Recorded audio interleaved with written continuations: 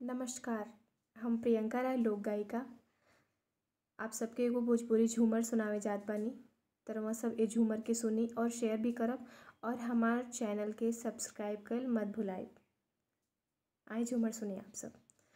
हाँ, तड़ी खनावे में पियावा जुलुम कइले बा।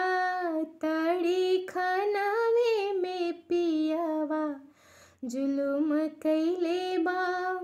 बरी जनए सासु, बरी जनए सासु, आपन बेटवा हमर चढ़ली जवनिया जीव के काल कइले बा।